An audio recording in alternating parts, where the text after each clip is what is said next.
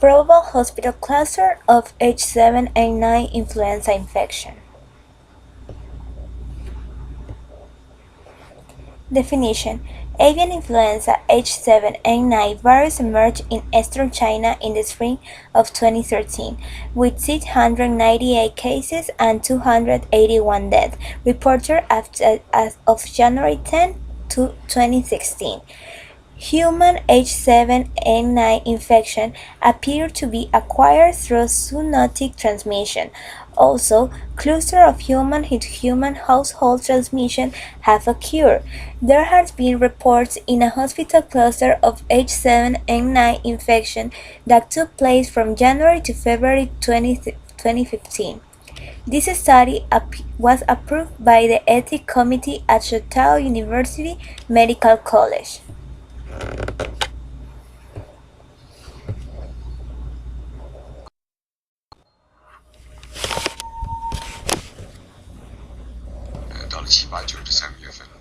Human infections of H7N9 bird flu reached the peak in April, and then the number of reported cases fell.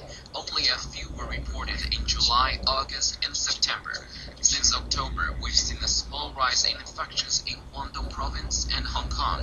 Cases of infection are sporadic, as the virus is only transmitted from animal to human, so it could hardly be epidemic. 它不会出现那种集中。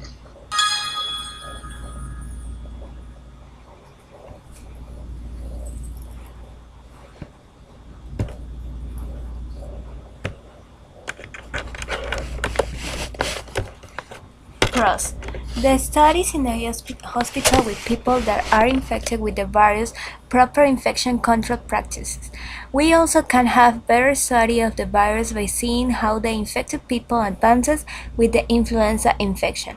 It has been verified that the virus does not appear to transmit easily from person to person, and sustained human-to-human transmission has not been reported.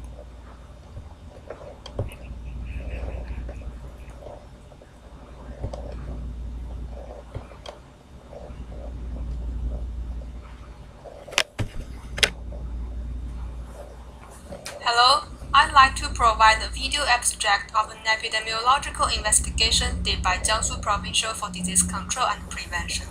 The topic of this study is probable person-to-person transmission of novel avian influenza A H7N9 virus in eastern China, 2013. First, I will briefly introduce the background. The novel avian influenza H7N9 virus has caused great morbidity and mortality since its emergence in China, February 2013. And animal experiments indicate that the novel virus can transmit through droplets under certain conditions. However, there is no definite evidence showing that the novel virus can transmit person to person yet. The objectives of this paper are 1. Whether the novel avian influenza H7N9 virus, or called NAIV, possesses the capability to transmit person to person, and 2. How is the efficiency of the novel virus? And we had 2 H7N9 patients in Wuxi, Jiangsu province in late March 2013, and all 43 close contacts of them. And also, the related live poultry markets and households and surroundings are available. The epidemiological investigations include interviewing the doctors and nurses who provided medical services for and family members of the 2 patients, and conducting environmental investigations of the poultry market and the living residential district, and also performing laboratory tests for those specimens. Here are the 2 pictures of the decorative pool in the residential district. We can see there are 2 swines in the lake. And this is the picture of the live poultry in the market. And also the frozen poultry meat sold in the convenience store. We did the specimen collection as soon as possible, and also the environmental sampling. Here comes the results part. First, let's discuss the 2 patients. The index patient became ill 5 to 6 days after his last exposure to poultry. And the second patient, who was the daughter of the index case, had no recognized exposure to poultry but directly contacted with the oral secretions of her fathers. And she developed symptoms 6 days after her last contact with her father. Both cases were confirmed to be infected with the NAIV, and 2 separate strains were isolated from the 2 patient specimens, and the strains were almost genetically identical. And 43 close contacts of the patients were identified, but only one, the second case's husband, had mild illness, but he was negative for NAIV, and all close contacts was tested negative for NAIV-specific hemagglutination inhibition antibodies. And here is the time flow of the exposure and infection. The index case became ill on March 8 and was admitted to hospital 3 days later. Here. The daughter first provided conventional care at home and then visited in hospital without PPE. Later, she provided bedside care without PPE from March 14th until her father was transferred to ICU. The daughter became ill on March 21st. The period of most likely to be exposed for the daughter was from March 13th to March 15th. So, in conclusion, the infection of the daughter is likely to be resulted from the index patient during unprotected exposure. And we suggest that the NAIV possesses the ability to transmit person to person in this cluster. However, the infectivity was limited and non-sustainable as there is no common outbreak following the 2 cases. Still, we have some bias, confounding, and other reasons for caution. The possibility that the daughter acquired her infection from the environment or other sources could not be completely ruled out. Subclinical or asymptomatic infections could not be completely excluded among close contacts. And last, the 2 isolated strains were not completely identical. At last,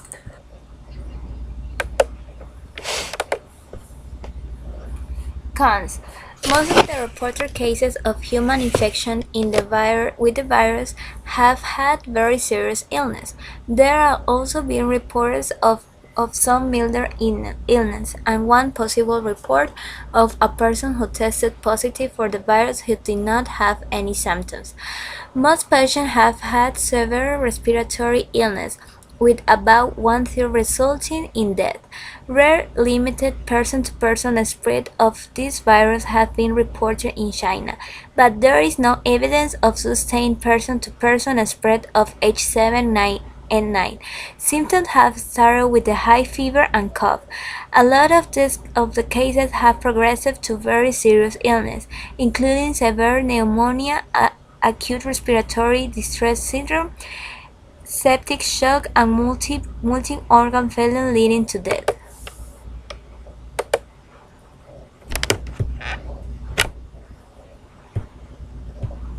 China's health authorities have confirmed that 2 people in Shanghai have been killed by a rare strain of the bird flu. The 2 patients died separately on March 4th and 10th, but the cases were not announced until Sunday.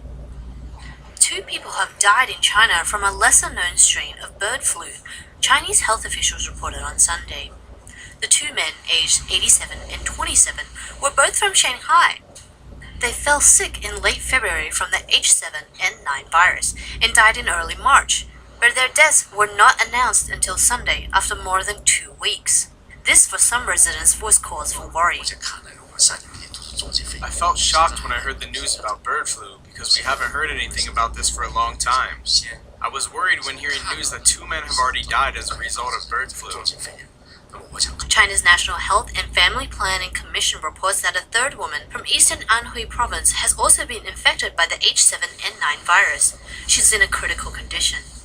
The 3 patients all showed initial symptoms of fever and cough, which developed into severe pneumonia, then breathing difficulties. There are conflicting reports about whether the 2 Shanghai cases had come into contact with poultry. According to this official report from the Chinese Disease Prevention and Control Department, one of the victims was a poultry vendor, But in this latest CCTV report, a Shanghai official claimed neither victims had come into contact with poultry.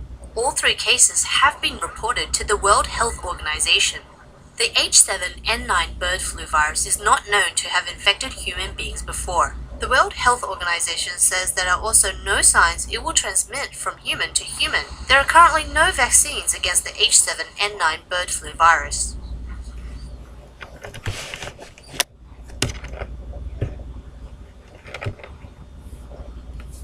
Issues applying in Ecuador. It hasn't been found any case of H7N9 influenza in Ecuador.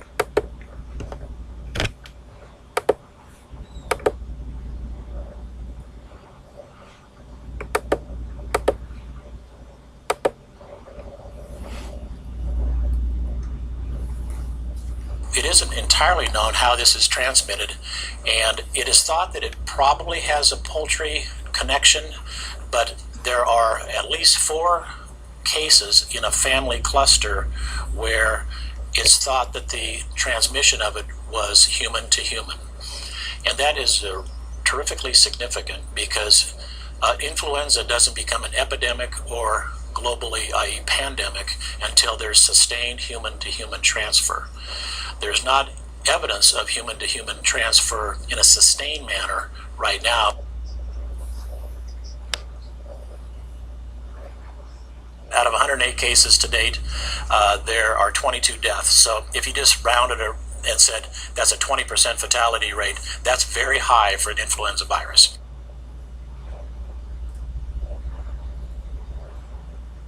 From the deaths that have occurred so far, that it is the same pattern that we've seen in other influenza outbreaks, i.e. older patients and younger patients, people with other kind of concomitant disease processes or immune deficiencies of various kinds.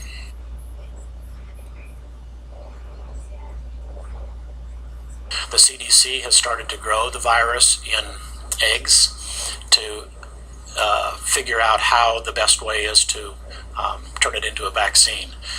It is important to note that the vaccines that have been used for influenza over these last few years do not seem to have any impact at all on the H7N9 in terms of preventing it. We do know that the early indication from the virus testing is that it's not very immunogenic, i.e. it doesn't seem to stimulate a big immune response, and that will have certain implications for the development of the vaccine.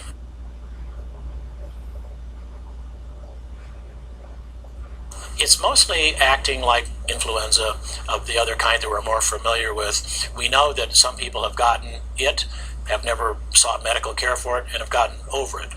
We know that people can have mild to moderate illness with it, receive a little bit of care, and do fine. So it has the gamut that it runs in terms of its severity, but with a 20% give or take fatality rate, such as we know it today, that would be higher than what you would expect.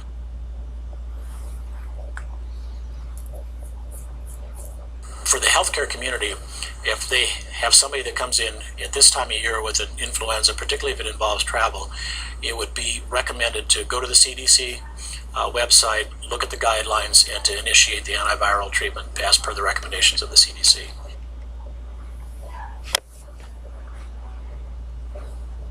It would be more likely, as in the past, to go to Southeast Asia, Singapore, Indonesia, Australia. But in this day and age of global transportation, anything's possible.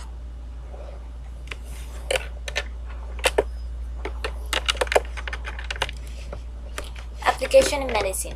The Center of Disease Control and Prevention, CDC, takes routine preparedness action whenever a new virus with pandemic potential is identified, including developing a candidate vaccine virus to make a vaccine in case vaccine is needed. Those preparedness measures continue. CDC also has issued guidance to clinicians and public health authorities in the United States, as well as provided information for people traveling to China. CDC will provide update information as it becomes available.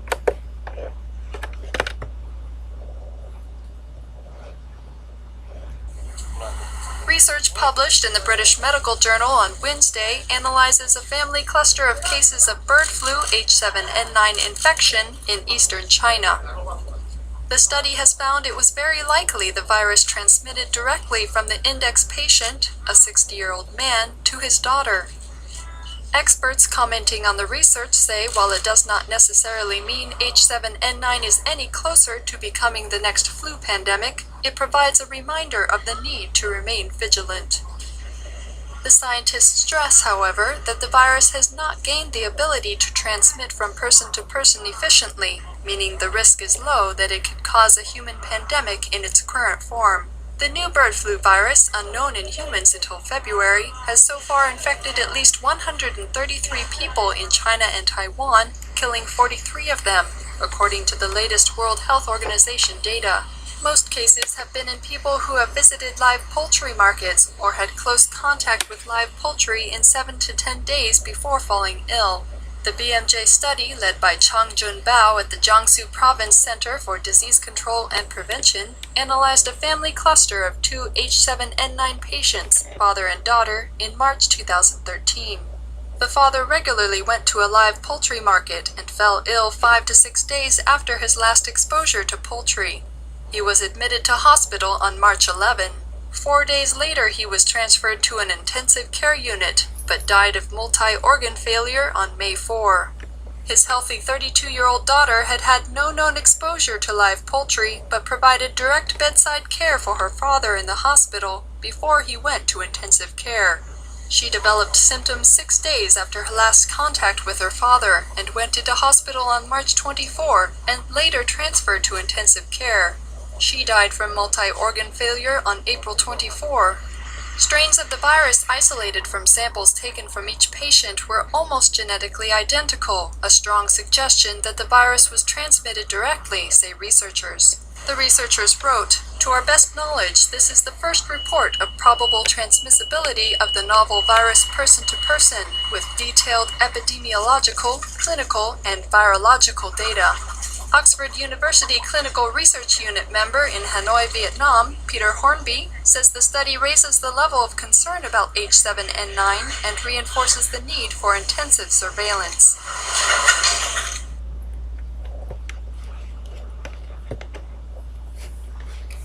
Conclusion. As long as there is no evidence of ongoing sustained person-to-person spread of H7N9, the public health risk assessment will not change substantially. Most concerning about this situation is pandemic potential of the virus. Influenza viruses constantly change, and it's possible that this virus could gain the ability to spread easily and substantially among people, triggering a global outbreak of disease pandemic. Thank you.